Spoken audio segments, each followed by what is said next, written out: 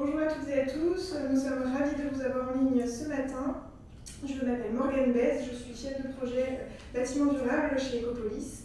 Ecopolis, c'est le centre de ressources francilien pour la construction et l'aménagement durable. Nous avons pour mission d'encourager le changement des pratiques pour promouvoir un monde plus soutenable. Nous nous retrouvons ce matin pour le second cycle des petits déjeuners techniques. Ce format, on l'a lancé au printemps dernier et c'est un format dédié à des retours d'expérience opérationnelle. Le concept est assez simple, en 1 heure, venez écouter nos experts invités et participer aux échanges pour repartir avec des réponses à vos questions et des solutions. Le premier cycle avait pour thème la prévention et la valorisation des déchets et ressources du bâtiment. Vous pouvez retrouver les replays des trois événements sur notre site internet et nos pages LinkedIn et YouTube. Le cycle de cet automne a pour thème la gestion de l'eau sous toutes ses formes, donc gestion des eaux pluviales, réduction du besoin en eau potable et valorisation des eaux usées. Nous souhaitons en profiter pour remercier vivement l'Agence de l'eau Seine-Normandie, partenaire avec lequel nous organisons des cycles de formation réguliers sur la gestion des eaux pluviales à l'échelle de l'aménagement, et ce depuis plusieurs années. Ce matin, nous allons aborder la gestion des eaux pluviales à la parcelle afin de privilégier l'infiltration et l'abattement pour limiter les rejets au réseau. Et pour nous éclairer sur ce sujet sont à mes côtés 3 expertes et experts que je vais laisser se présenter. Bonjour à toutes et à tous, donc, du coup je suis Julien Duvillier de l'Agence de l'eau Seine-Normandie. Bonjour, Jocelyne Lavis, immobilière à 3S, filiale Action. Bonjour, Philippe Hilaire, paysagiste et maître d'œuvre sur l'opération de Valenton qu'on va vous présenter. Très bien, merci à tous les 3 d'être parmi nous ce matin. Donc le petit déjeuner technique va être dissocié en 2 temps de présentation. Julien Duvillier va commencer par nous présenter le dispositif d'aide de l'Agence de l'eau Seine-Normandie. Puis Jocelyne Lavis et Philippe Hilaire nous partageront leur retour d'expérience de l'opération du Petit Étang à Valenton-le-Pont, opération qui a eu recours aux aides de l'AESN. Donc, cher public, 2 temps d'échange sont prévus ce matin. N'hésitez pas à écrire vos questions dans le chat sur la droite en bas de votre écran tout au long des présentations. Nous les relayerons aux intervenants pour qu'ils puissent y répondre. Et donc sans plus attendre, je vais passer la parole à Julien Duvillier, chargé d'opération à l'Agence de l'eau Seine-Normandie, afin de commencer les présentations. Parfait, merci Morgane. Une rapide présentation d'une vingtaine de minutes autour, centrée sur le fonctionnement des aides de l'Agence de l'eau Seine-Normandie sur la thématique de la gestion à la source des eaux pluviales. Pour ceux qui ne connaissent pas l'Agence de l'eau Seine-Normandie, on est un établissement public qui finance différents projets en faveur de l'atteinte du bon état écologique des masses d'eau dans le cadre de la directive cadre européenne sur l'eau. Donc du coup, moi je suis référent thématique sur la thématique eau pluviale en Île-de-France. Par contre, l'accompagnement financier des différents projets se fait avec un maillage de chargés d'opération un petit peu plus conséquent, et je pourrais vous aiguiller si vous avez des projets qui peuvent bénéficier de subventions vers les bons interlocuteurs au sein de l'agence. Donc pour contextualiser un petit peu pourquoi l'Agence de l'eau Seine-Normandie finance des projets en faveur de la gestion à la parcelle des eaux pluviales, c'est qu'on a pour premier objectif, c'est vraiment d'utiliser ces techniques de gestion à la source des eaux pluviales pour réduire les volumes d'eau pluviale, d'eau de pluie dans le réseau d'assainissement, parce qu'aujourd'hui on a des réseaux d'assainissement notamment en région francilienne qui dysfonctionnent avec des rejets assez réguliers dans le milieu naturel et notamment dans la Seine. Et ces rejets ont tendance à déclasser la qualité du milieu et en particulier aussi de poser certaines problématiques de pollution bactériologique et donc d'empêcher notamment la baignade en Seine. Donc l'idée, c'est de s'appuyer sur ces techniques de gestion à la source des eaux pluviales pour infiltrer et évapotranspirer l'eau de pluie et permettre d'éviter l'apport dans le réseau de tout ce volume d'eau. Le deuxième objectif pour l'agence, c'est aussi d'utiliser des solutions qui sont dites à ciel ouvert et végétalisées pour apporter des bénéfices supplémentaires dans le milieu urbain, notamment au travers de la végétalisation, permettre le rafraîchissement de l'air et donc l'adaptation au changement climatique. Et l'avantage aussi de ces solutions dans l'aménagement urbain, c'est qu'il permet aussi de répondre à différents objectifs qui peuvent être vraiment très très larges, notamment d'un point de vue d'amélioration des qualités paysagères, culturelles et autres de l'espace urbain. Donc voilà un petit peu, vraiment pour l'agence de l'eau, vous verrez les 2 principaux objectifs ont bien se présenter au début, la réduction des volumes et l'adaptation au changement climatique au titre notamment du rafraîchissement et de la réduction des phénomènes d'îlots de chaleur urbains. Pour rentrer dans le vif du sujet des aides de l'Agence de l'eau, donc sur la thématique eau pluviale, il y a vraiment trois on va dire, logiques d'éligibilité de vos projets qui s'appliquent. Le premier est vraiment courant et commun à l'ensemble des projets financés par l'Agence de l'eau, c'est-à-dire qu'il faut que les projets ne soient pas démarrés. Précisément, il ne faut pas que les OS, les ordres de service de préparation de chantier, soient signés. Il existe quand même une petite exception vis-à-vis des études de faisabilité et des études de conception qui peuvent être aidées lors de la demande d'aide travaux, donc a posteriori. Donc ça, c'est quelque chose à savoir. On peut faire un seul dossier de demande de subvention à l'Agence de l'eau pour l'ensemble des coûts, aussi bien en phase de conception qu'en phase opérationnelle. Le deuxième point très important pour être éligible aux aides de l'Agence de l'eau, il faut que le périmètre de l'opération soit dans un contexte urbain et surtout il faut qu'il y ait tout ou partie des surfaces de l'opération, qu'il y ait les eaux de pluie qui soient connectées au réseau d'assainissement, aussi bien séparatif qu'unitaire, en phase avant-projet. Ça, c'est vraiment un critère essentiel, c'est-à-dire qu'on ne peut pas aider un projet sur lequel il n'y a pas de raccordement des eaux de pluie au réseau d'assainissement en phase avant-projet. Ça, c'est un critère qui est vraiment intrinsèque au projet et sur lequel il est plus difficile d'interagir, d'intervenir plutôt. Par contre, le troisième critère est que pour être éligible aux aides, il faut qu'en phase après-projet, on ait au minima une gestion des pluies courantes à ciel ouvert.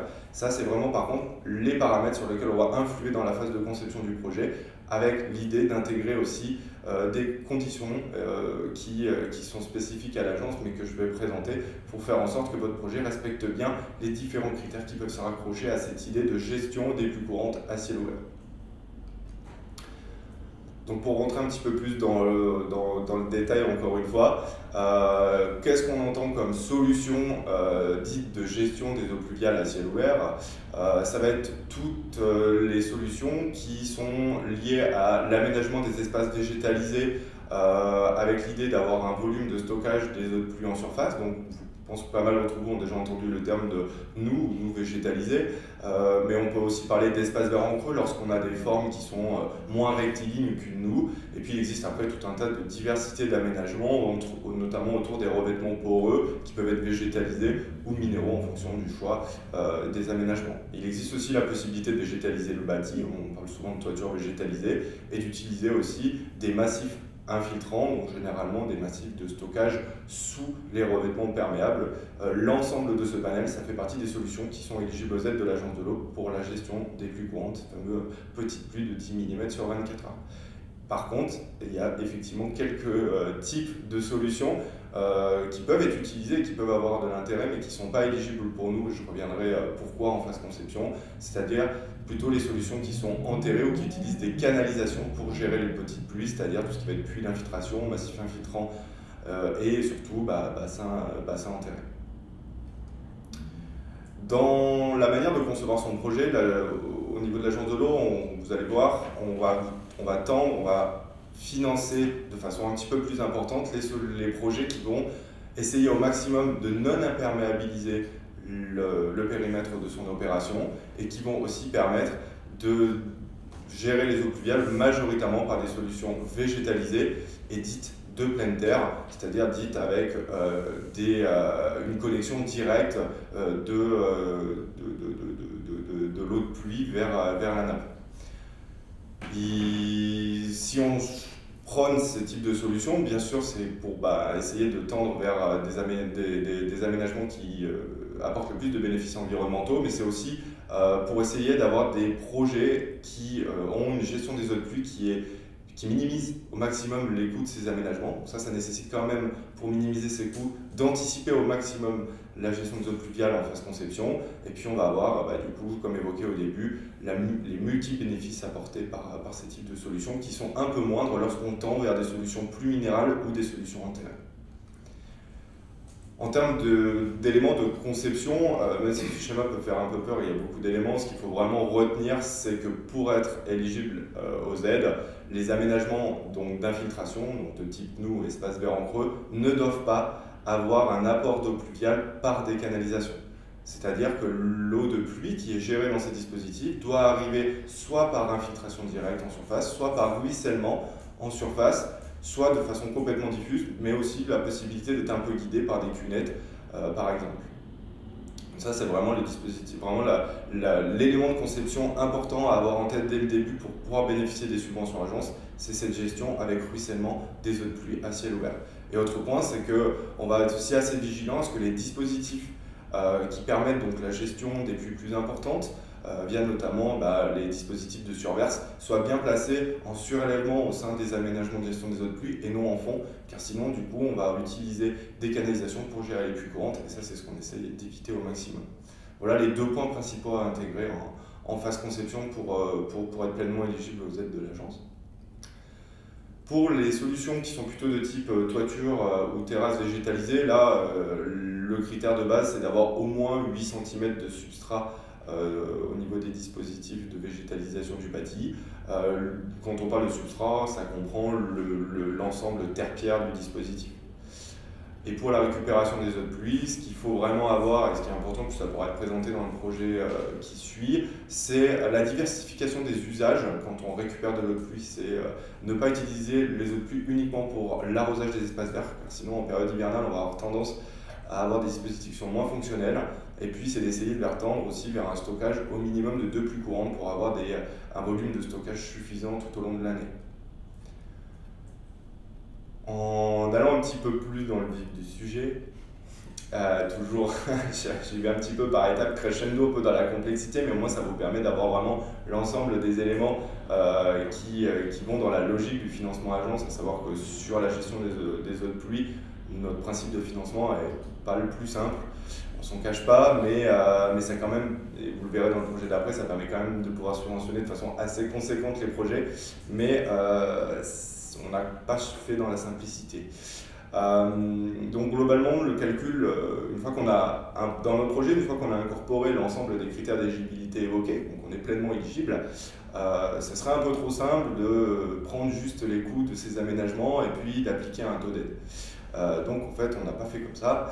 On a appliqué ce qu'on appelle un prix plafond, donc un prix plafond qui va nous permettre de calculer un montant assiette agence de l'eau, donc un montant maximum sur lequel on va pouvoir appliquer le fonctionnement et le taux d'aide de l'agence de l'eau. Donc la première étape quand on essaye de notre côté agence, de calculer le montant d'aide, ça va être d'évaluer l'assiette agence, donc en prenant la surface éligible du projet, qui correspond globalement à la surface qui est gérée à ciel ouvert, en respectant les conditionnalités d'aide, auxquelles on va appliquer un prix plafond, sur lequel je vais revenir un peu après.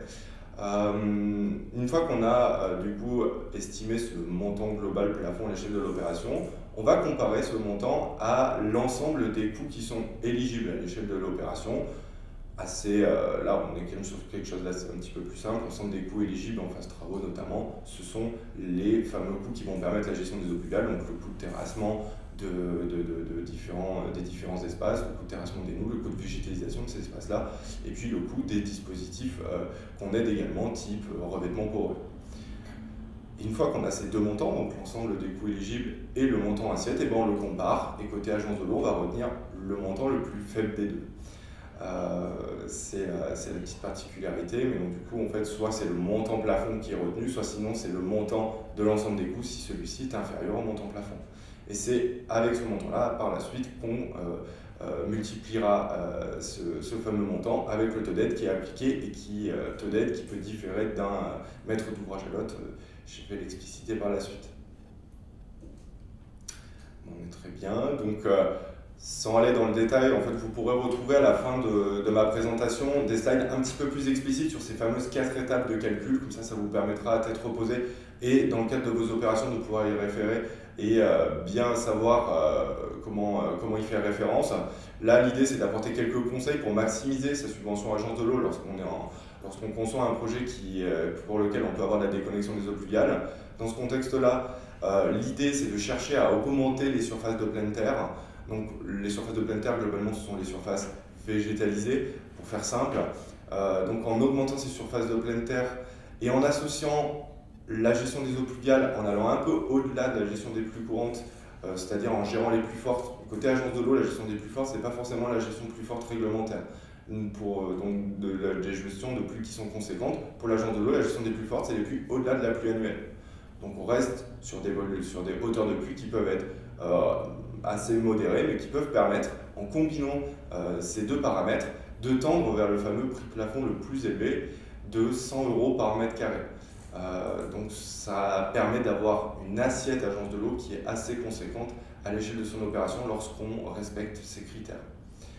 Autre point important et qui n'est pas toujours réalisé dans le cadre des opérations, c'est vraiment de solliciter au maximum les chargés d'opération de l'agence de l'eau ainsi que les animateurs eau pluviale qui peuvent exister à l'échelle de certains territoires d'Île-de-France pour vous accompagner dès les phases de faisabilité et le démarrage de la phase de conception pour tendre vers vraiment une optimisation de votre opération en termes de coûts et de subventions. Ça vous permettra vraiment de pouvoir choisir les solutions qui respectent vraiment nos critères d'éligibilité et qui permettent d'obtenir les montants de subventions les plus intéressants. Et puis autre petit point qu'on n'aborde pas forcément tout le temps, mais qui aujourd'hui est un vrai point de blocage en phase d'instruction, c'est au maximum lorsque vous êtes en phase de rédaction de votre DCE, c'est d'essayer d'extraire au maximum, ou en tout cas de pouvoir faire ressortir de façon claire les coûts qui sont liés directement à la gestion des eaux pluviales. Souvent ces coûts-là sont un petit peu noyés dans l'ensemble des coûts de l'opération et nous, au côté agence de l'eau, on va avoir du mal à les repérer, on va devoir appliquer des ratios qui souvent en fait font baisser le montant total, le montant réel des coûts éligibles à l'agence de l'eau. Donc vraiment lorsque vous avez la possibilité de pouvoir extraire et d'identifier au maximum ces coûts à l'amont, généralement ça permet d'augmenter le montant de la subvention par la suite. Et donc pour résumer le calcul de la subvention agence, globalement la subvention sera évaluée d'un côté sur la phase de conception, donc là sur tous les coûts qui sont plutôt liés aux études préliminaires, aux études de faisabilité ainsi qu'à la maîtrise d'œuvre de conception. Là il y a un taux d'aide unique de 50% qui s'applique quel que soit le maître d'ouvrage. Ça c'est vraiment une analyse à part qui est un peu indépendante du reste. Ce que j'ai évoqué là dans les dernières slides, c'est surtout sur les subventions pour la phase travaux que s'applique tout ce fonctionnement et cette démarche par étapes. Et là, il y a deux taux d'aide qui s'appliquent. Il y a un taux d'aide de 80% qui est vraiment lié plutôt aux collectivités au sens large. Donc là, n'hésitez pas à vous renseigner auprès de vos chargés d'opération si vous entrez dans cette catégorie ou plutôt dans la catégorie des acteurs économiques où là, les taux d'aide est un peu moindre. Par exemple, un aménageur n'est pas forcément considéré comme une collectivité en tant que telle, plutôt comme un acteur économique de base dans la manière de sélectionner le taux d'aide qui s'applique. Par contre, souvent, lorsque l'aménageur, notamment l'aménageur public, intervient sur les espaces publics d'une ZAC et que ces espaces sont rétrocédés à une collectivité, dans ce cas-là, on peut l'aider à 80%. Donc là, il va y avoir vraiment des subtilités à chaque fois, au cas par cas, donc n'hésitez pas à vous rapprocher des chargés d'opération pour avoir ces éléments-là. Et puis en termes de calendrier pour interagir avec l'agence de l'eau, comme évoqué, le mieux c'est d'interagir avec nous le plus à l'amont possible. Par contre, voilà, sur la phase plus de dépôt de dossier de demande d'aide, il faut bien donc, du coup, déposer son dossier complet une fois que les offres et les marchés sont notifiés, mais bien avant le démarrage de l'opération et la fameuse signature des OS de préparation de chantier. Et à savoir qu'aujourd'hui, les dépôts de dossiers de demande de subvention doivent se faire exclusivement sur la plateforme Démarche Simplifiée, dont vous pourrez retrouver le lien sur notre site internet. On n'accepte plus de dossiers de demande d'aide en envoi papier. Voilà, et pour conclure sur cette partie un petit peu d'accompagnement, à savoir que du coup l'agence de l'eau Seine-Normandie cofinance des postes sur plusieurs territoires de l'Île-de-France pour essayer d'apporter un accompagnement technique un petit peu plus poussé que ce que nous on peut faire en tant que chargé d'opération du fait de notre configuration. Ça vous permet vraiment de pouvoir vous appuyer sur des animateurs pluviaux qui vont pouvoir vous faire un accompagnement sur différentes étapes, notamment lors des phases de conception, vont pouvoir vous accompagner de façon vraiment régulière dans les différents avancements de l'opération et surtout ils vont aussi pouvoir vous aider et vous conseiller lors du montage de votre dossier de demande d'aide pour faire en sorte que votre dossier respecte et puis transmettre bien toutes les informations qu'on a besoin pour instruire votre dossier côté agence de l'eau.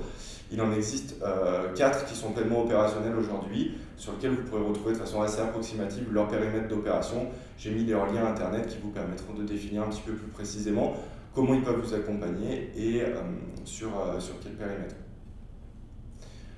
Puis pour donner un petit peu d'illustration à tous ces éléments qui peuvent paraître un petit peu techniques, globalement un aménagement et des opérations qui sont éligibles aux aides de l'agence, voilà, donc combiner un petit peu ces différents schémas présentés ici, on va être vraiment sur des aménagements et des opérations qui plébiscitent au maximum l'utilisation des espaces verts qui sont souvent déjà prévus dans l'opération pour les utiliser comme étant de vrais ouvrages de gestion des eaux de pluie.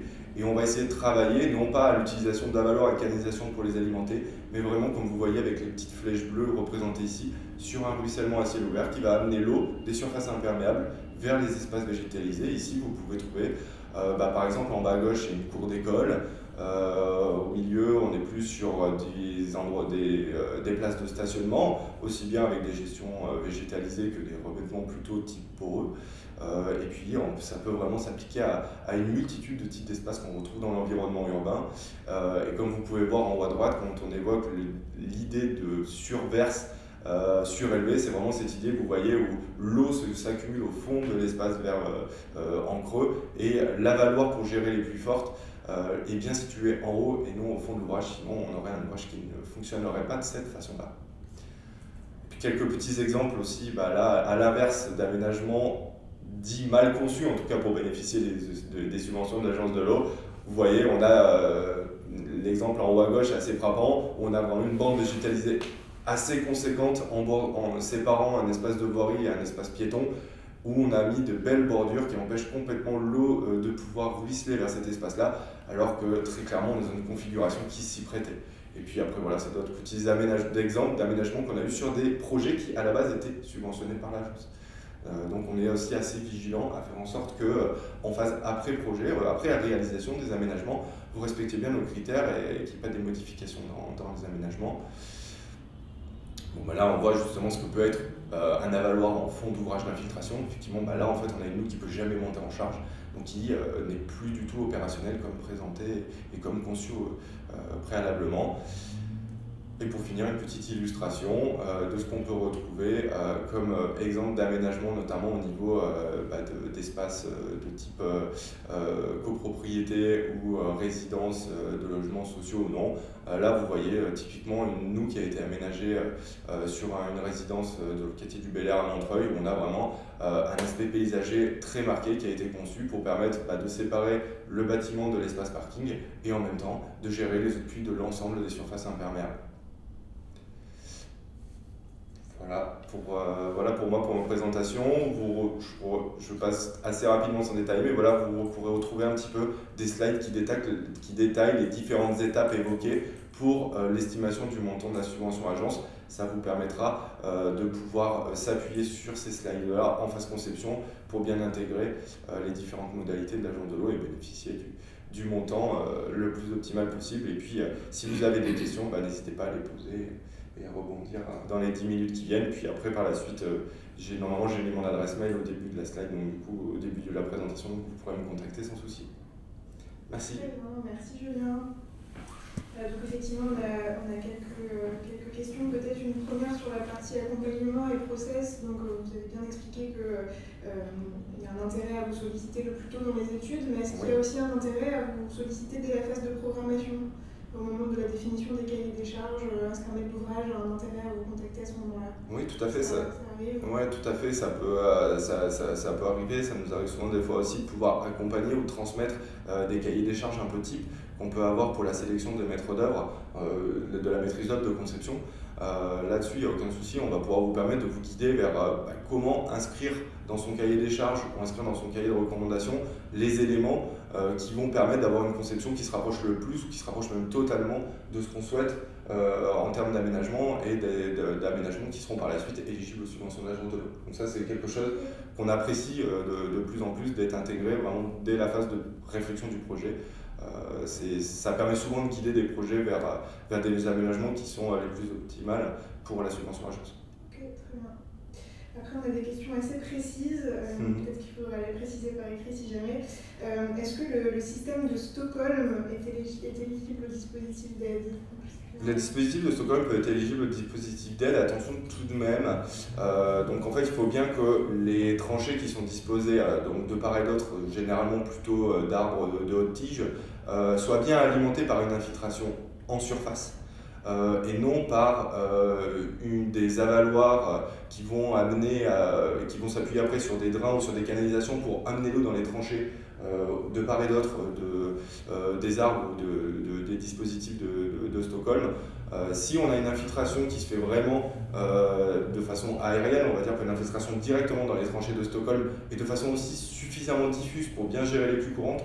On a eu le cas là sur un projet récemment où les tranchées de Stockholm étaient alimentées par de tout petits espaces d'infiltration et donc très clairement il y avait un doute assez fort sur le fait que toutes les pluies courantes pouvaient bien rejoindre la tranchée de Stockholm par infiltration aérienne. En fait, il y avait un petit dispositif de trop-plein qui alimentait la tranchée et qui probablement allait être utilisé et allait servir aussi à la gestion des pluies courantes. Donc dans ce type de contexte-là, ça peut ne pas être aidé. Par contre, si on a quelque chose de suffisamment diffus avec une infiltration sur une surface assez conséquente, il n'y a aucun souci pour subventionner ce type d'aménagement. Ok, très bien. Sur les critères d'éligibilité, est-ce qu'il y a des critères géographiques, par exemple des départements privilégiés par rapport à d'autres, ou une distance maximale par rapport à un bassin fluvial? Non, cette distinction n'est pas du tout appliquée sur le bassin Seine-Normandie. Vraiment, la conditionnalité numéro 1 pour être éligible, il faut juste que sur le périmètre du projet, on a au moins une partie de ce périmètre-là qui possède des surfaces imperméables et surfaces imperméables avec les eaux de pluie qui sont raccordées au réseau d'assainissement, donc avoir au moins un ou plusieurs avaloirs qui acheminent les eaux de ces surfaces imperméables vers le réseau. Sur Seine-Normandie, on n'impose pas que ce soit un réseau unitaire, on peut aider aussi sur le réseau séparatif. Ça permet notamment d'accompagner des projets davantage sur le périurbain, ou en tout cas sur les espaces qui ont été conçus en séparatif. Donc non, il n'y a pas du tout d'impossibilité régionale ou locale dans le subventionnement. C'est vraiment le caractère intrinsèque du périmètre opérationnel qui va vous permettre de bénéficier de la subvention agence ou pas si typiquement on est sur des surfaces qui sont purement perméables avant projet. En fait, l'agence de l'eau a fait le parti pris qui dit que ce type de projet-là pour ne pas favoriser l'étalement urbain global. Ok. Donc le dispositif d'aide de l'AESN se concentre sur l'Île-de-France, mais est-ce que vous savez s'il y a des aides à l'échelle nationale ou d'autres dispositifs similaires sur d'autres territoires qui pourraient être... Donc les autres agences de l'eau Seine-Normandie, les autres agences de l'Aune à l'échelle nationale, donc il y en a 5 autres, ont aussi des dispositifs de subventionnement de la gestion des eaux de pluie, par contre avec des modalités qui peuvent différer. Notamment, par exemple, pour donner un exemple concret, l'agence de l'eau Loire-Bretagne va subventionner de façon automatique les projets qui sont liés à un réseau unitaire en assainissement. Par contre, pour les réseaux séparatifs, ce n'est pas forcément des subventions qui seront octroyées de fait. Il va y avoir une analyse de l'impact sur le milieu. Voilà, donc il peut y avoir des petites différences comme ça qui influent soit sur les montants de prix plafond qui s'appliquent, soit sur la possibilité ou non d'avoir des aides au niveau de son opération. Donc ça, il faut vraiment se rapprocher des agences. Puis sinon, après, je connais plus moi localement, parce que j'ai davantage travaillé sur ce sujet-là en Ile-de-France, mais il y a d'autres organismes qui peuvent vous subventionner. Certains départements peuvent apporter des aides à ce type d'aménagement, après à voir si votre structure est éligible ou non, mais par exemple, les départements du Val d'Oise et de l'Essonne peuvent subventionner les projets favorables à la gestion des eaux pluviales, notamment pour les collectivités. Il peut y avoir également la région Île-de-France, on a aussi davantage pour les collectivités. Et puis après, à l'échelle nationale, il y a peut-être d'autres organismes sur d'autres régions, mais c'est moins connaissant. À se renseigner au cas par cas, et je pense qu'en se rapprochant des agences de l'eau, ils pourront vous aiguiller vers aussi d'autres cofinanceurs de ce type d'opération. Ok, merci. Et peut-être une dernière question sur les solutions subventionnables, notamment les solutions à porosité ouverte telles le béton drainant. Est-ce que c'est éligible? Oui, c'est pleinement éligible, que ce soit des bétons drainants, des bétons à résine poreuse, ou des dalles qui sont accrochés avec des résines poreuses. Là-dessus, tous ces dispositifs pour nous sont éligibles. à condition bien sûr d'être installé sur des secteurs qui à l'origine étaient connectés au réseau d'assainissement. Ok, très bien. On avait quelques questions aussi sur la possibilité de partager votre présentation à l'issue du petit déjeuner technique et notamment aussi la façon dont on peut trouver les contacts des personnes ressources ou des animateurs locaux. Donc j'ai cru comprendre que vous étiez d'accord pour qu'on partage votre support. Et puis aussi sur le site d'Ecopolis, on a une page qui référence les animateurs locaux. Très bien. Donc n'hésitez pas à aller la consulter. On pourra compléter dessus et savoir que les animations, donc ce sont des postes qui sont financés en tout ou partie par l'Agence de l'eau et d'autres cofinanceurs et donc ont la particularité dans la majorité des cas d'être gratuits en termes d'accompagnement. Et puis s'il y a peut-être un petit truc à rajouter, c'est qu'au niveau des aides de l'Agence de l'eau, on peut financer tout type de porteurs de projets. Seuls les particuliers présentent quand même une impossibilité de financement direct des aides de l'Agence de l'eau. Il faut passer par des montages via des structures intermédiaires, souvent des collectivités, donc c'est plus complexe. Et sinon, il y a vraiment tout autre type de porteur de projet qui peut bénéficier d'aide de l'agence. Et comme explicité, il peut y avoir juste le taux d'aide qui peut différer, et ça qui s'explique par le contexte réglementaire, les possibilités de financement des différents acteurs de l'aménagement. Ok, très bien, merci Julien. Donc, je propose qu'on passe à la deuxième partie des présentations pour justement avoir les retours d'expérience d'un projet qui a eu recours à l'aide de la LSM. Donc, Jocelyne et Philippe, je vous passe la parole. Tu vas Donc, on va attendre le slide. Bon, je vais vous parler d'Immobilière 3F. Immobilière 3F donc, est un bailleur social. Voilà. Nous arrivons. C'est moi voilà. qui suis pas. Donc Immobilière 3F est un bailleur social qui est filiale d'Action Logement et qui gère 200 000 logements sur l'ensemble de la France, dont 100 000 logements sur la région Île-de-France. Là concrètement, donc, nous sommes sur la commune de Valenton, sur un ensemble de bâtiments, sur un ensemble de 9 bâtiments, qui a l'avantage d'être situé en fait dans un milieu naturel extrêmement varié, puisque vous le voyez là, vous avez les 9 bâtiments qui s'étalent.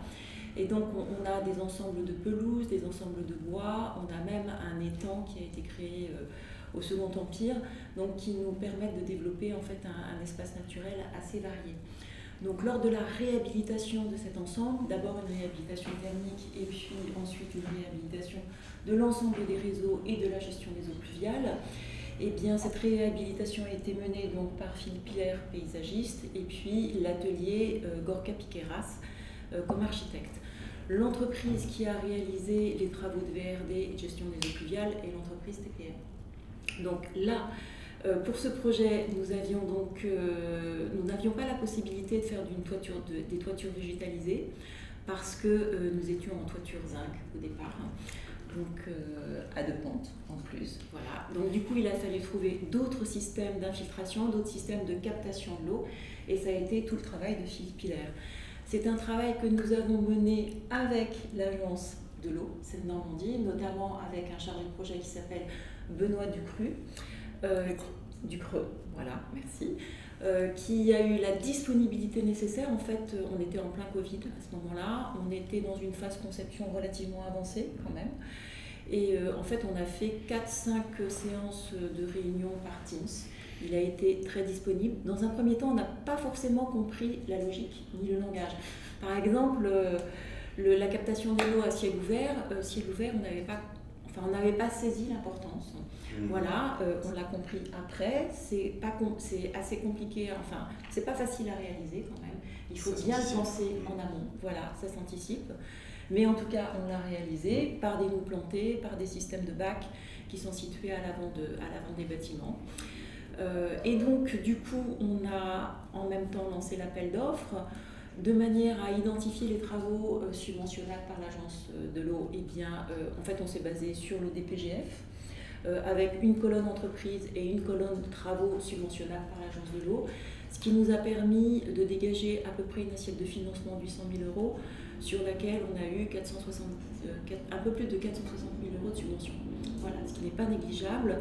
À l'époque, la subvention n'était pas à 100 € par mètre carré de surface désimperméabilisée, mais à 30 €. Voilà. Qu'est-ce que je peux vous dire d'autre ? Eh bien, voilà, oui, si, quand même. Une chose qui était très importante aussi, c'est que, en fait, La réaction de l'agence de l'eau est très rapide, c'est-à-dire qu'à partir du moment où le dossier est validé techniquement et validé également au niveau de la subvention, on a envoyé le dossier, une semaine après, on avait l'accord de principe. Et c'était très bien parce que du coup, en même temps, on avait l'offre de l'entreprise. Donc là-dessus, on n'a pas perdu de temps et ça a été vraiment très agréable.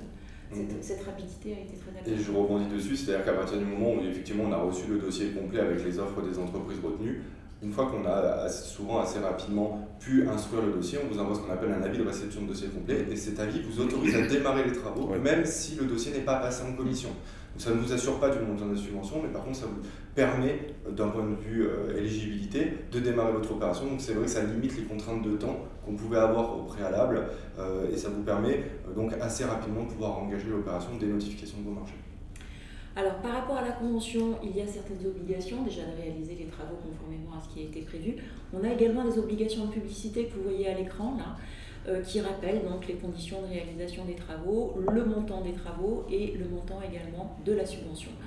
Donc, cette affiche donc cette publicité a été affichée sur tous les bâtiments.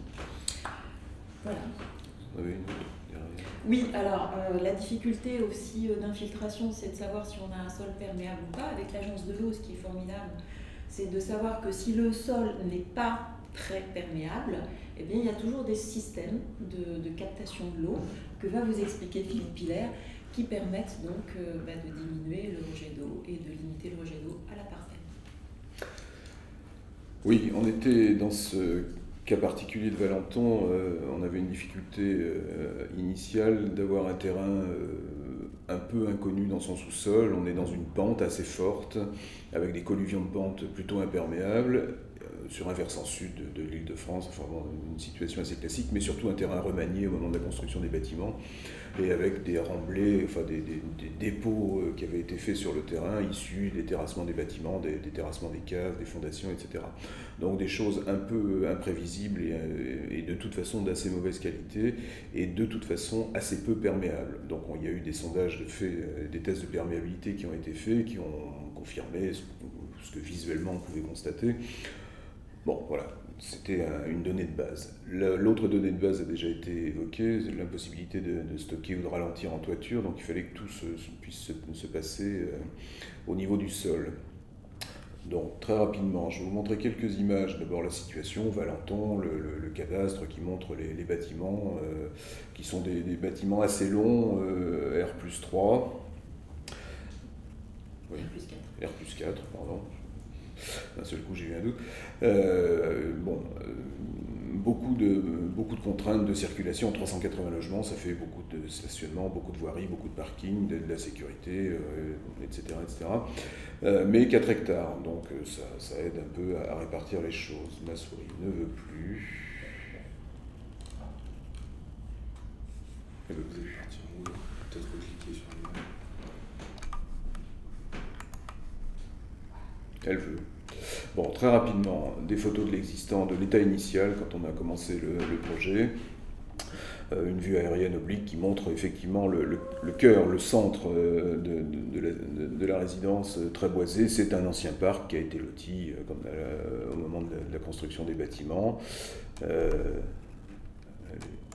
pas pourquoi, très capricieuse. Votre souris, des photos de l'état initial, donc des pieds de bâtiment végétalisés, mais avec des talus assez forts, enfin bon, pour une bonne partie des entrées, donc plutôt des ravinements que de l'infiltration, quelques cas où les pieds de bâtiment étaient végétalisés et offraient une possibilité d'infiltration, mais avec des terres très compactées depuis 20, 30, 40 ans et assez peu perméables, des très grande poche de stationnement, elle, totalement imperméable, et l'ensemble des eaux gérées par un réseau ordinaire de canalisation et de rejet au réseau public. Au centre, donc, ce grand espace végétalisé, avec une végétation assez intéressante et assez variée, et puis la partie amont du terrain, où on a cet étang qui est un ancien élément de décoration dans un parc 19e qui a été fragmenté à plusieurs reprises, mais qui lui aussi est imperméable. C'est une bassine en béton, donc Initialement, au 19e, il n'était pas en béton, mais aujourd'hui, il est en béton.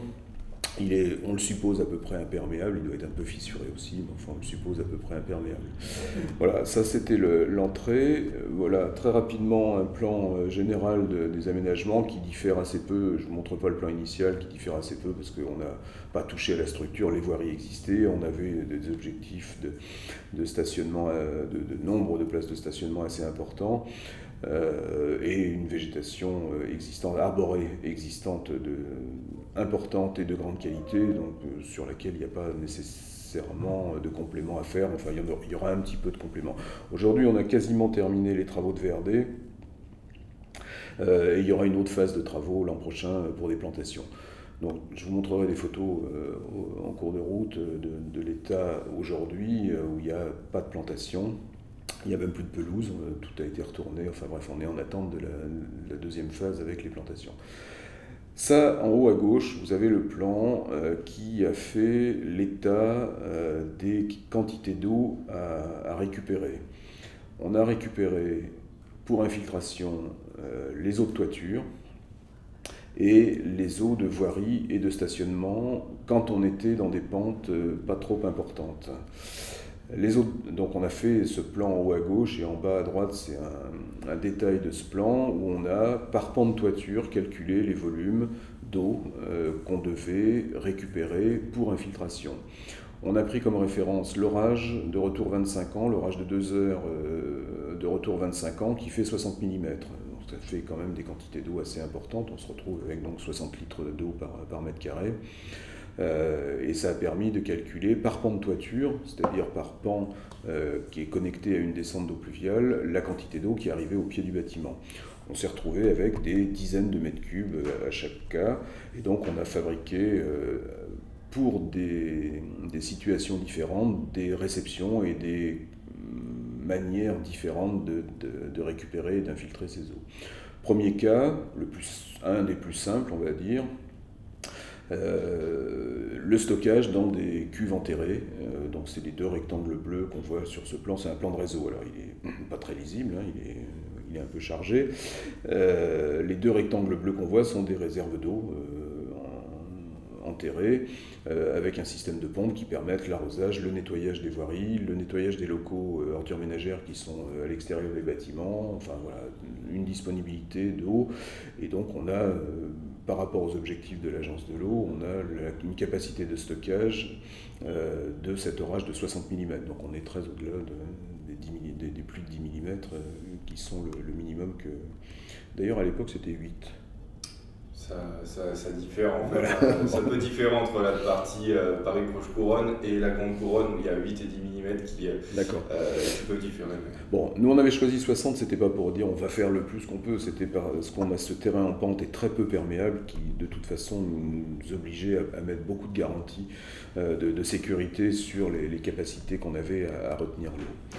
Deuxième disposition qu'on a adoptée, ce sont des noues qui sont en façade arrière des bâtiments. Donc, ce sont simplement des petites dépressions qu'on a terrassées dans le sol.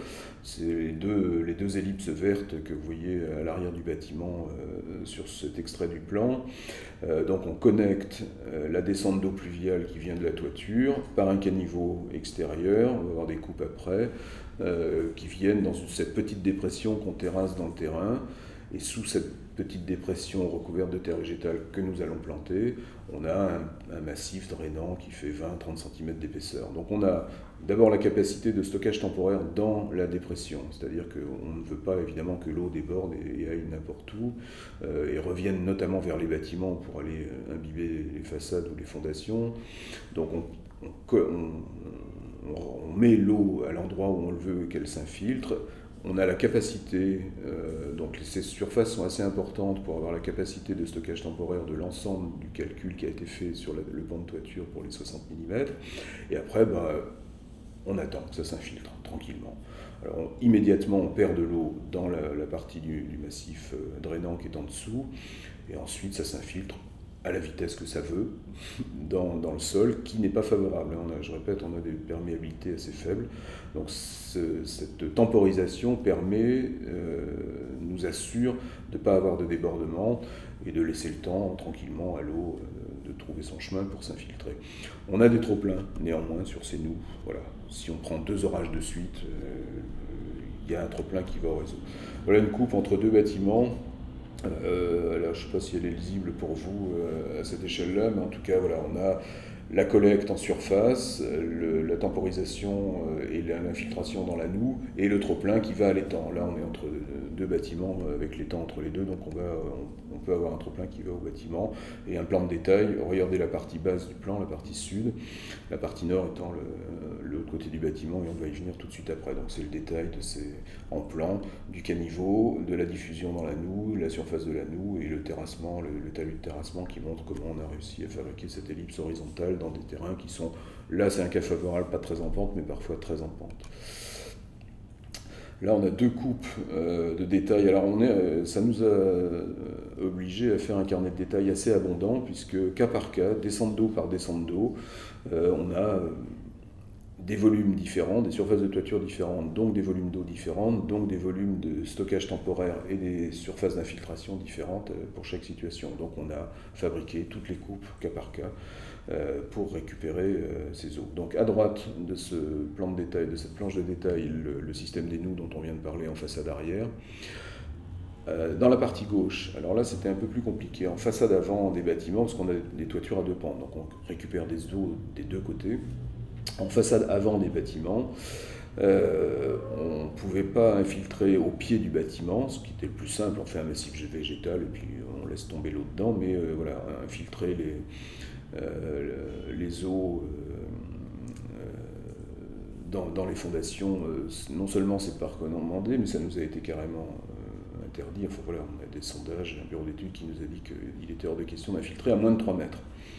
3 mètres, ça commence à faire loin des façades. Donc on a inventé un système un peu ouvrageux, un peu compliqué. En pied de façade, on a un caniveau, une espèce de rigole en béton qu'on a collé à la façade. La descente d'eau tombe dans ce caniveau. Ce caniveau est percé, l'eau passe à travers les trous, va imbiber un massif de terre végétale qu'on voit en rose là sur la partie gauche du terrain. Sous ce massif de terre végétale, on a des bassins en plastique, enfin des systèmes de rétention temporaire en plastique, qui conduisent les eaux vers un puisard.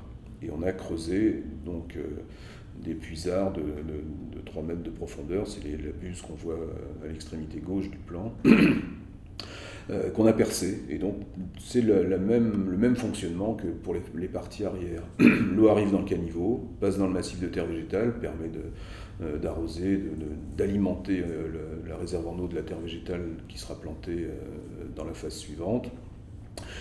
Alors on a fait un substrat assez poreux, là. On n'a pas pris la terre du site, qui est très très argileuse, marneuse et argileuse, donc il était hors de question d'utiliser cette terre. Donc on a fait un substrat particulier très filtrant, donc on perd immédiatement une partie de l'eau qui va dans le stockage temporaire et qui ensuite va dans le puisard et s'infiltre au rythme qui lui est nécessaire en fonction de la perméabilité. On a des perméabilités très variables sur le terrain, puisque c'est des terrains qui ont été remaniés au moment de la construction des bâtiments. Alors ici, c'est pas très lisible sur cette photo, mais c'est l'état actuel, c'est le terrassement des noues sur une façade arrière de bâtiment. Donc on voit au milieu de la photo une espèce de trace, une ombre un peu légère. Voilà, c'est juste le petit terrassement. Et pourtant, on est dans une partie où il y a des pentes assez fortes. On est dans ce terrassement. Comme on a fait des très grandes surfaces pour que l'eau s'étale tranquillement et qu'on ait des capacités de stocker le volume qui nous est nécessaire, qui vient de la toiture, on a finalement des terrassements qui sont assez discrets et qui fabriquent des espèces de motifs. Alors on les a dessinés de façon très régulière. À chaque fois, ce sont des ellipses. De façon à ce qu'on puisse planter là-dedans des végétaux qui vont accepter l'alternance de mouillé et de sec, et puis de faire un dessin de jardin. Finalement, on est dans un parc, donc on a redessiné des espèces de massifs qu'on va planter l'hiver prochain. Donc voilà, ça c'est une autre planche de détail sur les façades avant, où on a là non seulement le calcul du volume nécessaire, mais enfin du volume, des surfaces, etc. Et le volume, le rectangle orange sont les modules de stockage temporaire. Donc, comme on a des quantités variables, descente d'eau par descente d'eau, on a des quantités de modules de stockage temporaire variables aussi. Et donc on a fait ce calcul pour l'ensemble. Des photos de la mise en œuvre. Donc voilà, à gauche, la partie stockage temporaire, donc qui est étanche en partie supérieure, mais qui est évidemment pas étanche en partie inférieure pour guider les eaux vers le puisard, et à droite le recouvrement de ce bassin temporaire, avant la mise en place par-dessus des murets, des massifs de terre végétale et du caniveau le long de la façade, qui va venir se mettre sur la partie droite de la photo de droite.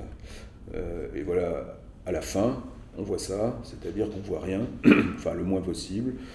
Le caniveau, en pied de façade, largement dimensionné, de façon à pouvoir l'entretenir, le nettoyer facilement, qu'on puisse aller derrière les massifs qui seront plantés pour nettoyer ces ouvrages qui vont se remplir gentiment de matières qui sont en suspension dans l'eau, de feuilles, des végétaux qui vont être plantés le long.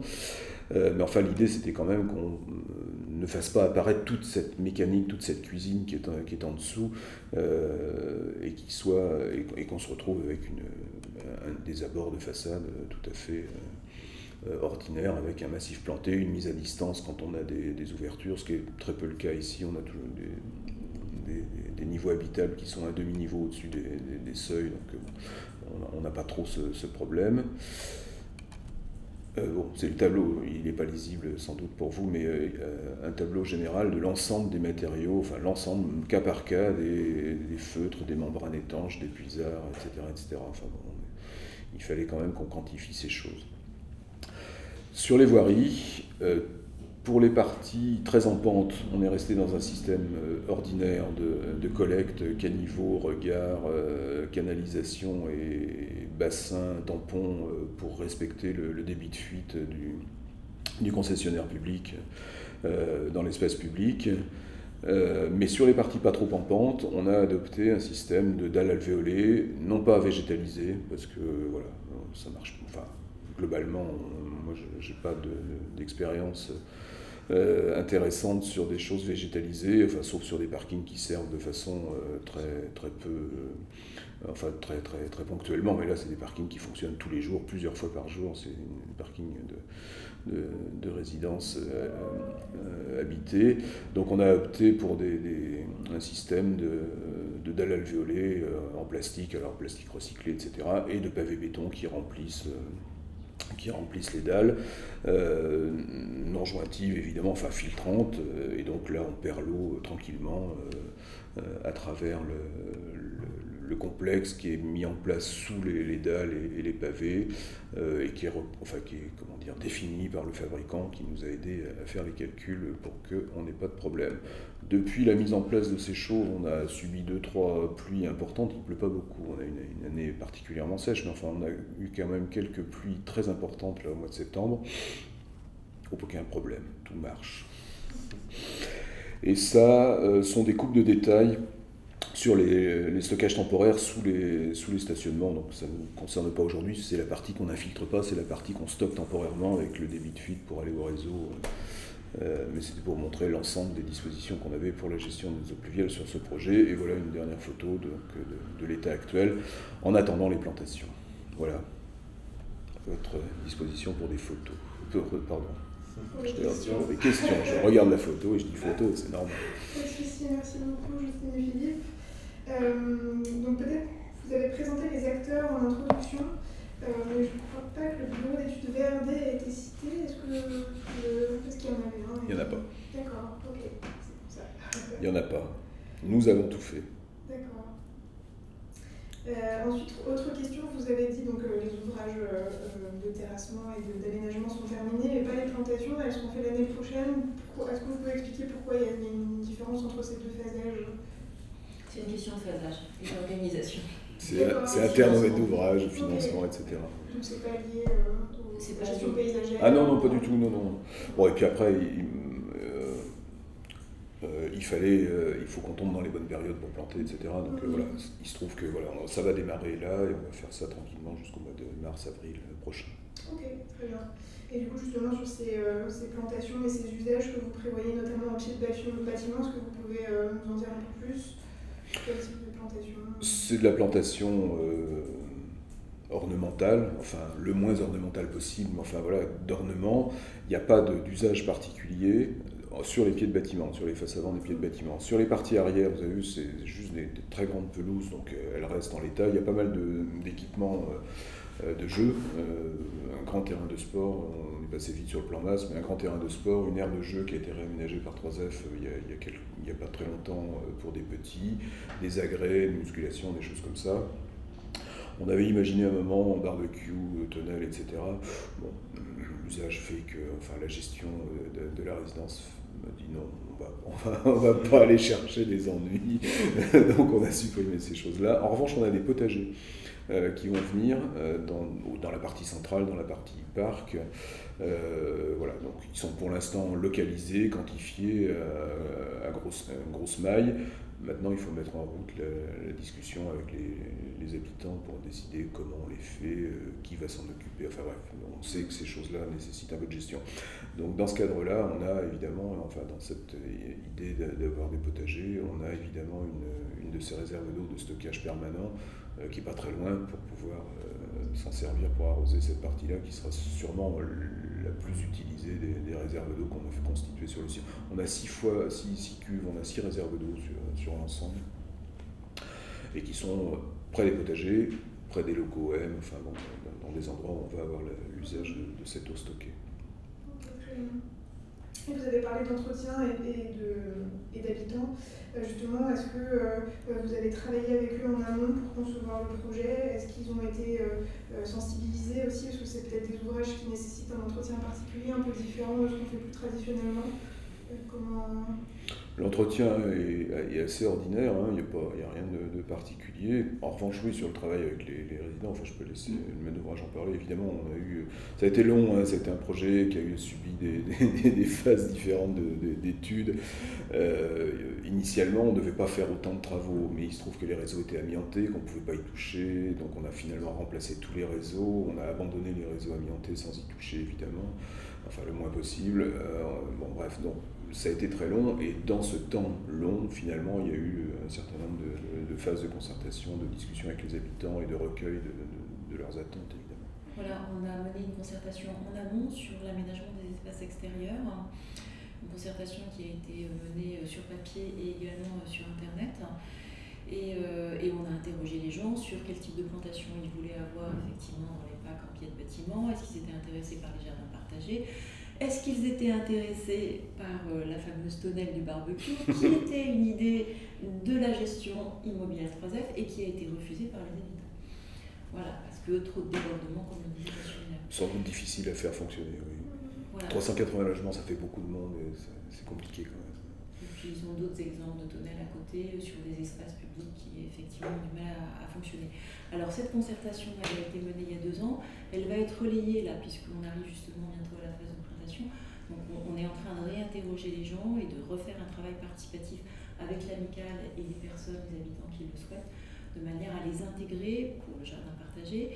Également en ce qui concerne l'étang, on a toute une réflexion autour de la biodiversité, autour aussi d'une promenade pédagogique, de manière à ce que on amène les enfants, mais également les habitants, à comprendre toute la richesse de la biodiversité qui existe dans cette résidence. Donc c'est tout ce projet-là qu'on va mener là actuellement. Oui, on sort un peu de notre discussion, mais en effet, autour de l'étang, on a trouvé, pas de chance, mais c'est plutôt pas mal, une espèce rare, classée rare au niveau national, une tulipe sauvage. Voilà. Donc ça, c'est plutôt... On est heureux de trouver des choses comme ça, mais c'est une contrainte quand même. Donc on a fait un dossier au niveau des services de l'État, services régionaux de l'État, faire un dossier déplacement d'espèces protégées, etc. Enfin bon, ça complique un peu le jeu. Mais du coup, ça donne une richesse. Il n'y a pas que ça. Bon, ça c'est le truc emblème, c'est une espèce d'emblème qui est apparu avec cette plante rare. Mais il y a une réelle biodiversité végétale et animale autour de l'étang qui est clos, qui n'est pas accessible et qui restera clos parce que sinon la tulipe ne va pas résister à l'usage des pelouses. Donc cette richesse animale et végétale voilà, va être mise en valeur avec un travail plutôt pédagogique que plutôt démonstratif. Enfin, puis c'est assez invisible. Enfin, je veux dire, les batraciens dans les temps, les insectes et les chauves-souris, c'est pas des choses qui sont faciles à observer, enfin, il faut un peu de connaissance, donc il faut un peu de pédagogie pour que les gens comprennent qu'il y a un intérêt à avoir ça chez soi. Okay. Et enfin, peut-être une question sur le coefficient, le calcul du coefficient de perméabilité, notamment sur le substrat que vous avez rajouté un pied de bâtiment qui est plus perméable. Est-ce que vous l'avez calculé et comment vous l'avez calculé? Non, justement, on n'a pas fait de calcul, on a fait... Intuitivement, on s'est dit que voilà, si on utilisait la terre du site, on allait avoir une espèce de grosse bassine de boue, c'était pas raisonnable. Donc on a fait j'ai fabriqué un substrat terreux apte à être planté, très filtrant, dans un milieu qui sera plutôt sec, avec beaucoup de sable, un peu de la terre du site, beaucoup de sable, beaucoup de tourbe, et de la matière organique. Il faut que ça vive un peu. Et il n'y a pas eu besoin, j'avais pas besoin de faire ce calcul de perméabilité de ce substrat, parce qu'en fait, lui, il fonctionne par capillarité. Il récupère de l'eau au moment où l'eau traverse le caniveau et remonte pour imbiber le substrat. Il remontera ce qui remontera. Mais j'ai fait le calcul du stockage, de la capacité de stockage qui est en dessous. Donc je sais que j'aurai pas de débordement. Donc j'avais pas besoin de calcul particulier sur la perméabilité.